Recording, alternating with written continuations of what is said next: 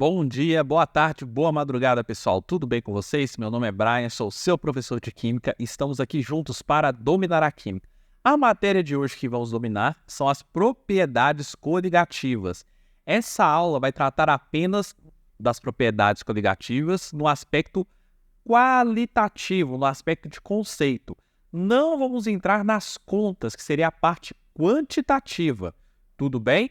Esse vídeo vai ser muito bom para você que está estudando o conteúdo, para fazer uma lista de exercícios, para fazer uma prova. E se você tiver alguma dúvida, coloca aqui nos comentários, beleza? Vamos lá então? Começando, o que são propriedades coligativas? São propriedades que dependem exclusivamente do número de partículas do soluto que estão dissolvidas no solvente. Não importa quem é o soluto, não importa quem é o solvente. Eu só quero saber quantas partículas estão dissolvidas. E quando eu digo, pessoal, número de partículas, eu estou me referindo ao número de íons ou o número de moléculas. Beleza, pessoal? Então é isso. O meu solvente, normalmente, aqui vai ser um líquido, como vocês vão estudar no ensino médio. Então você quer saber quantas moléculas ou quantos íons eu estou colocando ali naquele meu solvente e como que isso vai afetar ele. No caso, normalmente vai afetar mudando a temperatura de ebulição, a difusão, e vocês já vão ver mais por quê. E quais são as propriedades coligativas? Nós temos 4 delas. Nós temos a tonoscopia, crioscopia, ebuloscopia e a pressão osmótica. E todas elas aumentam à medida, quer dizer, tem o seu efeito aumentado, à medida que nós aumentamos a quantidade, o número de partículas do soluto, beleza? Mas para a gente entender elas daqui, é importante saber outra coisa antes, que é a pressão de vapor, que essa aula vai acabar servindo também para explicar isso. Então, vamos ver essa parte primeiro. O que é a pressão de vapor? A pressão de vapor de uma substância é a pressão exercida pelo vapor daquela substância em equilíbrio dinâmico com sua fase condensada em um sistema fechado a uma dada temperatura. Então, normalmente, no contexto do ensino médio, vai ser o equilíbrio do líquido com o seu gás, não é mesmo? Vamos pensar, gente, num exemplo muito simples. Quando você coloca roupa no varal, você lavou a roupa ali e coloca no varal. O seu objetivo não é fazer com que a água que está no estado líquido, que está na sua roupa, ela evapore para então formar gás, vapor de água e sair. É isso que acontece. Esse equilíbrio ele é favorecido para formar mais gás porque a gente tem a luz do sol, nós temos o vento batendo ali, mas nós sabemos que o equilíbrio químico ele é dinâmico. E se a gente tivesse um sistema fechado, ou seja, um lugar que o vapor de água não pode escapar? É esse exemplo aqui. Pensa que você tem um Kitasato, um Becker, um Erlenmeyer, o que você quiser, e lá dentro você colocou água no estado líquido. Só tem água e vácuo aqui, beleza? Com o passar do tempo, um pouquinho dessa água do líquido vai virar gás. Por que vai virar gás? Porque você está fornecendo energia ali, que você está batendo luz, batendo vento? Não. É simplesmente porque o próprio fato das moléculas dos líquidos se chocarem, uma hora, uma molécula vai escapulir e vai virar um gás. Beleza, pessoal? Ela vai virar um gás. Isso vai acontecendo repetidas vezes. De modo similar, pode acontecer também de moléculas do gás baterem na superfície do líquido e entrar. Então vai acontecendo um equilíbrio dinâmico.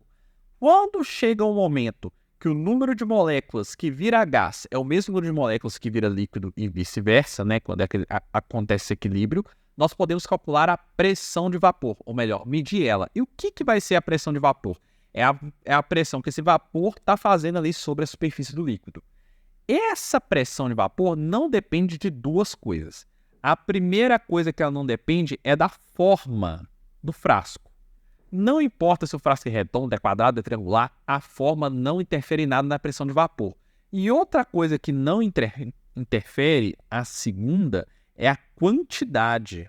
É a quantidade do solvente. Então não importa se você tem, no exemplo desse que está salto aqui, 1 litro de água ou meio litro de água, 1 milhão de litros de água, não importa. A pressão do vapor vai ser sempre a mesma, porque pressão é força sobre área. Você está aumentando a quantidade, você está aumentando a área, mas também a força exercida e acaba que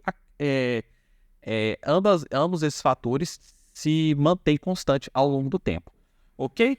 Agora vamos avançar. Então tá bom. O que depende a pressão de vapor? Ela depende de duas coisas. Uma é muito intuitiva de pensar, vou falar nela aqui primeiro, que é a temperatura do sistema. Por quê? Olha só. A pressão de vapor não é a força que o vapor está fazendo sobre a superfície do líquido? Se eu tenho mais vapor, eu vou ter mais força sendo exercida ali. Para eu ter mais vapor, eu tenho que ter mais gás, não é? Como é que eu faço mais gás? Eu aumento a temperatura, forneço energia, porque as moléculas vão estar mais agitadas, vão escapar mais moléculas para virar gás. Então, quanto maior a temperatura, maior a pressão de vapor. É simples da gente pensar. O outro, que é mais importante talvez até, são as forças intermoleculares do líquido, como que uma molécula atrai a outra. Se você tem forças intermoleculares muito fortes, as moléculas tendem a ficar mais juntinhas. Então vai ser difícil você separar elas para virar gás. Agora, se for as forças intermoleculares fraquinhas, e aí? Elas vão embora e estão nem aí. Vai ser fácil separar elas, vai ser fácil o líquido se transformar em gás. Quer um exemplo? A água faz ligações de hidrogênio, negócio poderoso mesmo, ficam bem juntinhas. E a gente tem que esquentar a água até 100 graus Celsius para evaporar. Agora, o etanol já tem interações moleculares mais fraquinhas. Então, ali, com seus, eu não lembro, acho que uns 60 graus, você já evapora etanol. Assim, temperatura bem baixa. Tanto que, por exemplo, quando você pega a água e cheira, temperatura ambiente, você não sente praticamente nada. Agora, se você pegar um vinho, por exemplo, alguma bebida alcoólica e cheirar, você vai sentir aquele vaporzinho de álcool, não é mesmo? Até mesmo o álcool que a gente usa para tratar feridas. Então, quanto mais forte for a interação molecular, a interação entre as moléculas, as interações intermoleculares, menor vai ser a pressão de vapor. Se quer ficar mais juntinho, menor a pressão de vapor. Agora, a gente pode fazer um gráfico traçando a temperatura com a pressão de vapor, beleza? E esse gráfico, olha que interessante, ele é de forma logarítmica, ele não é de forma linear. Isso é uma coisa muito interessante. Agora, pessoal, eu vou pegar essa régua aqui e vou mostrar um negócio muito para vocês interessante com a água. O que acontece? A gente não sabe que a temperatura da água que ela entra em ebulição é 100 graus Celsius? Olha isso aqui. Se eu traçar um gráfico, é meio torto, né, pessoal? Mas se eu traçar qual a pressão de vapor que a água, quando ela entra em ebulição, ela exerce, vocês vão ver que o valor vai dar aproximadamente ali uns 720, que é a pressão atmosférica. A pressão atmosférica é aproximadamente, pessoal, 720 milímetros de mercúrio. Então, olha só que interessante. Quando a água ela entra em ebulição, a pressão de vapor dela está batendo com a pressão de vapor atmosférica, está batendo com a pressão atmosférica. Então, quando um líquido tem a sua pressão de vapor igual à pressão atmosférica, ele evapora. Olha, a gente pode fazer isso com as outras coisas aqui. Por exemplo, o etanol. A gente pode falar que o etanol ele evapora. Esse gráfico meu aqui maravilhoso, essa reta minha maravilhosa. Aproximadamente 75 graus Celsius, né, gente? Eu tô fazendo... Vocês me dão um desconto aqui. O éter etílico, que é muito volátil. Ele entra em ebulição 25 graus Celsius e por aí vai. Isso é uma coisa interessante de você fazer. Então, olha só. Quando a pressão de vapor igualar a pressão externa, o negócio vai embora. Se a substância é volátil, evapora com facilidade, então você vai precisar de pouca energia para ela evaporar. Beleza? Tranquilo, pessoal? E agora uma dica aqui daquele diquinha para vocês. Se duas substâncias a uma mesma temperatura tiverem as mesmas forças intermoleculares, aquela que tiver a menor massa molar terá maior pressão de vapor. Isso é interessante para você que está no terceiro ano, quando vai estudar propriedades físico-químicas de moléculas orgânicas, de hidrocarbonetos. Então, isso aqui fica uma dica aí para quem está no terceiro ano, beleza? Vamos continuando aqui então, pessoal. Agora, voltando para propriedades coligativas. Vocês entenderam que a pressão de vapor, quanto mais aquela substância quer ficar juntinha, mais difícil é para evaporar, diminui a pressão de vapor, beleza? O que acontece quando eu coloco um soluto na solução? Quando eu pego sal de cozinha e dissolve? Nós não sabemos que os íons, que o íon Na+, vai ser solvatado, vai ser envolvido pela água, e o íon Cl- também vai ser envolvido pela água. A água agora está ficando juntinho com esses íons. Por que ela faz isso? Porque para a água é energeticamente mais favorável ela ficar juntinho com íons do que ficar junta entre si. Ela continua ficando juntinha, pertinho à água da água, mas opa, tem uma coisa diferente ali, tem uma carga, eu vou ficar perto dela. Agora, pensa comigo, se a água está ficando juntinha com o sal de cozinha, com Na, com Cl-, ela vai querer evaporar? Não vai, você vai ter que fornecer mais energia. Logo, toda vez que você coloca um soluto, coloca sal na sua solução, a pressão de vapor, ó, despenca. Aí começa a propriedade coligativa. Por isso que é interessante você saber pressão de vapor para saber sobre propriedade coligativa. Tá sacando? Então, a primeira propriedade coligativa, que é a tonoscopia, é justamente o abaixamento da pressão de vapor do solvente quando você coloca um soluto não volátil, que está nesse exemplo aqui, ó. A curva A é a curva B. Repara que quando a curva A, que era o solvente purim, você coloca o soluto ali, opa, eu quero ficar mais juntinho, eu não quero evaporar mais, eu não quero fazer versão de vapor. Então, a uma mesma temperatura, deixa eu trocar a cor aqui, ó. A uma mesma temperatura, a pressão de vapor vai, despenca. Por quê? Tem menos vapor formando, tem menos líquido indo embora. Logo, a pressão de vapor diminui. Para você voltar a ter aquela pressão de vapor, você tem que fazer, esquentar. Tem que fornecer energia. Então, a tonoscopia é o abaixamento da pressão de vapor quando você coloca soluto. Agora, tem a ebuloscopia e a crioscopia. Vocês vão ver que é muito lógico. Gente, se eu estou colocando uma coisa que está fazendo formar menos gás, o que vai acontecer com a temperatura de ebulição? Vai ser mais difícil, vou ter que gastar mais energia, fornecer mais energia. Então, a ebuloscopia é o aumento da temperatura de ebulição. Então, esse exemplo aqui que nós temos água pura e o soluto, beleza? Pode ser sal de cozinha, o que você quiser aí da sua preferência. Quando eu coloco sal, quando eu coloco um soluto na água, a minha temperatura de ebulição, ela desloca. Ela vem aqui para cima. A minha temperatura de ebulição aumenta. Quem cozinha sabe, quando você coloca sal na água, você consegue uma temperatura maior daquela solução ali, para você fazer um macarrão, alguma coisa assim, beleza? Agora, e para congelar? Assim, professor, para congelar? Não sei, vai mudar? Vai.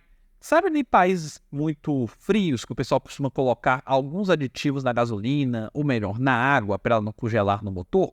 Por quê? Vamos voltar aqui nesse slide aqui um pouquinho.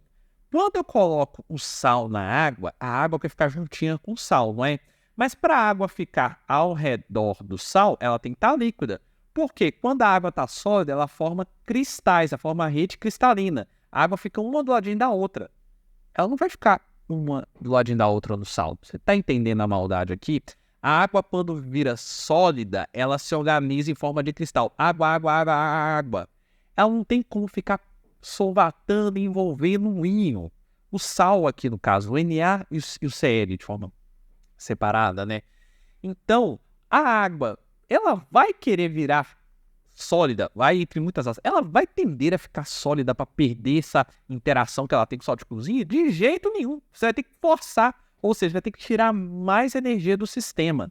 Logo, quando nós colocamos um soluto na solução, acontece a crioscopia, que é a diminuição da temperatura de congelamento, da temperatura de fusão. Ela vem aqui para baixo. Beleza, pessoal? Agora, olha só que macete bacana. Vamos dar nome aos bois aqui. O que eu tenho antes da temperatura de congelamento, temperatura de fusão? Não é o estado sólido?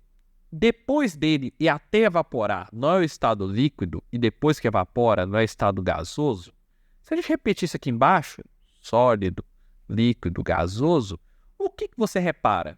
Você não repara que a distância, a área, que digamos assim, né, a área da reta, que a água, o solvente fica líquido, ele aumentou, aqui que está a maldade. Então, toda vez que você coloca um soluto no solvente, sal na água, a água tende a ficar numa maior faixa de temperatura como água. O solvente tem a ficar com maior faixa de temperatura no estado físico líquido, beleza? Então, é isso que eu quero que você pegue aqui. Isso é o ouro dessa matéria. beleza? Você vê que está tudo relacionado, está tudo intrigado. Então, a gente falou agora da ebuloscopia e da crioscopia. Pessoal, agora falta uma só propriedade coligativa para a gente falar, que é a pressão osmótica. Mas vamos lembrar o que é osmose primeiro? O que é a osmose? A osmose é passagem da água, ou melhor, perdão, do solvente do meio menos concentrado para o meio mais concentrado. Ou imagina a solução de água com sal. É a passagem da água do meio que tem menos sal para o meio que tem mais sal. Por quê? Lembra que a água gosta de dissolver o sal? Ou melhor, ela tende a dissolver o sal porque ela forma interações químicas muito mais fortes? Todo soluto com o seu solvente tem esse comportamento. O solvente quer dissolver o soluto, ou melhor, perdão, tende a dissolver o soluto. Logo, por que o solvente vai ficar quietinho desse lado aqui quando está cheio de soluto aqui para dissolver? Ele vai querer migrar de um lado para outro. E essa migração só pode acontecer com uma membrana semipermeável, como as nossas células, por exemplo. As nossas células são membrana semipermeável. Membrana semipermeável deixa passar o solvente, mas não passa o soluto. Agora, as soluções em relação a essa quantidade de soluto podem ser classificadas de 3 formas: hipertônica, isotônica ou hipotônica. Ou melhor, 2 soluções, quando comparadas entre si, podem ser classificadas como hiper, iso ou hipotônica. O que é uma solução hipertônica? A está hipertônica em relação a B se A está mais concentrado, tem mais soluto. Isotônica é se as duas estão com a mesma quantidade de soluto, a mesma concentração, melhor dizendo, a mesma concentração. E hipotônica é quando uma solução tem menor concentração, menos soluto, do que a outra. Então, olha esse exemplo aqui, eu vou tirar minha cara daqui para vocês poderem ver. Isso, vamos lá. Olha esse exemplo aqui, começando nesse quadrinho da esquerda, beleza, pessoal? Aqui o que nós temos? Nós temos uma solução que está hipertônica e outra hipotônica. Hipotônica tem menos quantidade do soluto, ela está menos concentrada. Hipertônica está muito concentrada. A água, ou melhor, o solvente que está aqui, ele tem a tendência de se interagir com o soluto. Logo, com o tempo, com essa membrana hipermeável, ele tende a migrar de pouquinho a pouquinho para o outro lado. Tranquilo? Então, o que está no hipotônico migra por hipertônico. Com o passar do tempo, o que acontece? As soluções se tornam isotônicas. Então, elas vão ter a mesma concentração do solvente, ou melhor, perdão, a mesma concentração do soluto. Deixa eu voltar aqui. Isso quer dizer que vai ter a mesma quantidade, ou melhor, vai ter o mesmo volume? Não, como vocês podem ver aqui, ó, olha que aqui o volume de A no final ficou maior que o volume de B. Porém, você pode, com certeza, afirmar que a concentração aqui do soluto, perdão, é igual nas duas soluções. Beleza? Então, isso que é a osmose. É você passar do meio menos solvente, do meio menos concentrado, para o mais concentrado. E será que tem como você segurar a osmose, não deixar que ela ocorra? Existe sim, e isso é a pressão osmótica. É a pressão que você tem que fazer para isso não ocorrer. É a pressão externa que você exerce sobre o meio mais concentrado, você empurra para a osmose não ocorrer. Então, se você tem uma solução, igual essa aqui, ó, muito concentrada de um solvente puro, a tendência é o solvente puro vir aqui para a solução para dissolver mais. Para você impedir que isso ocorra, o que você tem que fazer? Colocar uma pressão aqui, que não seja só uma força, impedindo que a osmose acontecesse. E isso aqui nós chamamos de pressão osmótica. E se a pressão osmótica é muito grande, acontece pressão ou a osmose reversa, né? Que é do meio mais concentrado migrar para o meio menos concentrado. E quanto mais você aumenta a pressão e a pressão osmótica ela é maior, quanto maior a quantidade de soluto, que faz todo sentido. Pensa só, o soluto seria o que a solução quer, ou melhor, perdão, o soluto é aquilo que o solvente quer. Quanto mais tem, mais ele quer, mais ele vai atrás, maior a tendência dele a fazer isso. Uai, então se ele aumenta a tendência, você tem que fazer mais força para ele não ir, tem que aumentar aquela pressão para ele não ir. Então, isso aqui vai ser a pressão osmótica. Quanto maior a pressão, quanto maior a quantidade de soluto, mais pressão osmótica você tem que ter para segurar esse efeito. Então, voltando aqui, gente, o que seria cada coisa? Fazendo um resumo aqui dessa aula. A tonoscopia, a gente sabe que quanto maior a concentração do soluto,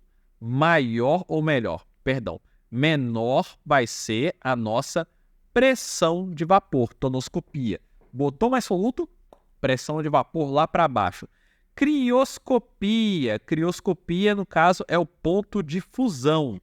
Quanto mais soluto você bota, a temperatura de fusão, vai lá para baixo. Lembra daquele macetinho da régua que eu ensinei vocês, que a água tende, o líquido tende, quando você coloca soluto, a aumentar, aumentar a faixa que ele fica de líquido. Ebuloscopia, quanto mais soluto eu boto, a temperatura de ebulição, a temperatura de ebulição vai lá para cima. E a pressão osmótica, pessoal? Quanto mais soluto eu coloco, mais pressão osmótica, que é o π, eu tenho que fazer. Maior pressão π eu tenho que fazer. Então, pessoal, essas são as propriedades coligativas. Espero que você tenha gostado. Se você tiver dúvidas, deixa aqui no comentário. Quer algum assunto específico? Também coloca aí. Espero que essa aula tenha sido útil para você na sua prova, no seu teste, o que for. Beleza? É isso. Fico por aqui. Um grande abraço. Fique com Deus e tchau, tchau.